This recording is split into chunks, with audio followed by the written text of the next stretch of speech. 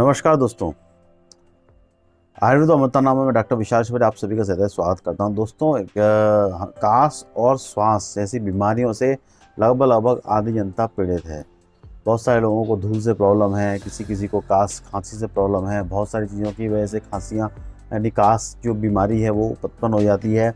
बहुत सारी बीमारियाँ ऐसी हैं। और श्वास से संबंधित तमक श्वास यानी जिसको अपन अस्थमा कहते हैं, उससे भी बहुत ज़्यादा लोग पीड़ित रहते हैं। तो उस बीमारी में हमारे आयुर्वेद में कई तरह की औषधियाँ हैं, पर हम कई तरह की औषधियों के विषय में हम बता सकते हैं। लेकिन उनमें से एक औषधि है जिसका नाम है श्वास का चिंतामणि रस। ये एक आयुर्वेदिक औषधि है और एक रस औषधि बेहतर रत्नावली से इसका रेफरेंस लिया गया है। तो ये हिक्का श्वास इसमें आती है वैसे रत्नावली के। तो आज मैं इस श्वास का चिंतामणि रस के विषय में पूरी बातें आपको बताऊंगा कि कैसे काम करती है, क्या क्या ऐसे कंटेंट हैं और कितनी मात्रा में इसको लेना चाहिए और कैसे लेना चाहिए, इसके विषय में पूरी जानकारी आपको इस वीडियो में देने वाला हूँ। तो शुरू से लेकर आखिर तक इस वीडियो में बने रहिएगा।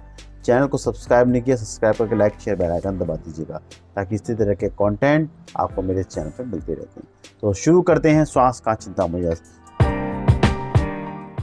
श्वास का चिंतामणि के रस के सबसे पहले कंटेंट देखते हैं। तो कंटेंट ये बताते हैं कि स्वर्ण भस्म, शोधित पारद, शोधित गंधक, स्वर्ण मासिक भस्म, अभ्रक भस्म, लौह भस्म, मौक्तिक भस्म।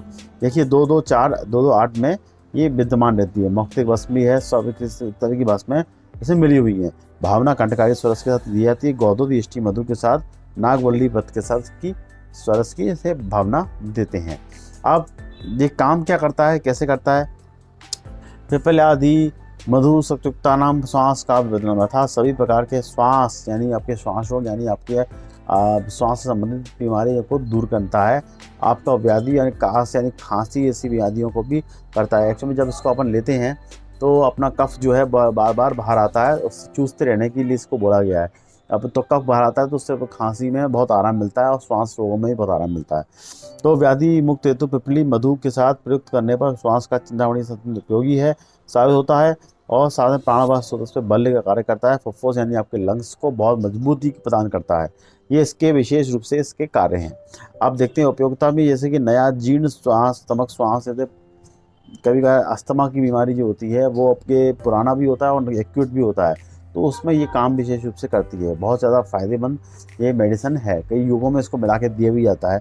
और राजअश्मा जैसे मतलब टीबी की बीमारियों में भी ये फ़ायदा करता है, क्योंकि वो भी श्वास से संबंधित बीमारी है, ये आपके लंग्स से संबंधित बीमारी है। हालांकि टीबी अलग अलग प्रकार की होती है, लेकिन यहाँ पे लंग्स की केवल विशेष रूप से बात की जा रही है। और क्षीण धातु का धातुक्षय के कारण उत्पन्न सांस का जो धातुक्षय आपके जो कई बार सेक्सुअल डिसऑर्डर की वजह से भी आपको प्रॉब्लम जो धातुक्षय होती है उसकी वजह से भी जो श्वास में दिक्कत आती है उसमें भी ये फायदा करता है। श्वास वानी शोथ, क्षोभ, श्वास वानी दुर्बलता से उत्पन्न होने वाले श्वास रोगों में काम करता है। ये इसके फीचर हो गए। इसके बाद इसकी जो डोज है वो मैं आपको बता देता हूँ। 1 से 2 गोली 2 से 3 बार पिपली चूर्ण, तुलसी सूरत या कोष्ण जल से लेनी चाहिए, ऐसा बताया गया है। पिपली चूर्ण के साथ लें इसको या फिर शहद के साथ लें, ये कॉम्बिनेशंस बताए गए हैं। अलग अलग प्रकार के अलग अलग कंपनियां बनाती हैं इसको। मैं धूपा पेशवर की ज़्यादा प्रेफर करता हूँ, वो ज़्यादा बेस्ट मुझे लगती है। और स्वर्ण योग है, चूँकि श्वास का चिंतामणि स्वर्ण योग काफ़ी महंगी मेडिसिन है, लेकिन फ़ायदा बहुत अच्छे से इसका होता है। इस बात का बहुत आप ध्यान रखिए। तो ये इसकी गोली 10 गोली 30 गोली और 300 गोलियों में ये उपलब्ध आपको मिल जाता है। तो ये श्वास का चिंतामणि रस है, इसको आप चूस के लें। और चूस के लेने के बाद आप कई बार 1 गोली चूस लें तो उससे आपको जितना भी कफ होगा वो बाहर आएगा। ये इसका बहुत बेसिक इसका जो अर्थ है, ये बहुत बेसिक इसकी मेडिसिन की क्वालिटी है। तो विशेष बात, अगर आप पेट कंसल्टेंसी चाहते हैं तो आप इस नंबर पर संपर्क कर सकते हैं। संपर्क तभी कीजिएगा जब आपको पेट कंसल्टेंसी चाहिए हो। बिना कंसल्टेंसी के आप इस नंबर पर फ़ोन प्लीज़ मत कीजिएगा, क्योंकि कई लोगों के फ़ोन आते हैं, दवाइयाँ पूछते हैं, बातें करते हैं, लेकिन ना फाइनली वो मेडिसिन लेते नहीं हैं और ना कंसल्टेंसी लेना चाहते हैं। सब कुछ फ्री में मैं बिना किसी शुल्क के कोई परामर्श नहीं दूंगा। तो इस बात का विशेष ध्यान रखें। इस नंबर तभी संपर्क करें जब आपको मुझसे कंसल्टेंसी चाहिए, जब आपसे बात करनी है।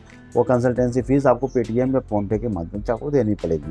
तो दोस्तों, इसी के साथ मैं इस वीडियो को विराम देता हूँ और मिलता हूँ अगले वीडियो में। धन्यवाद।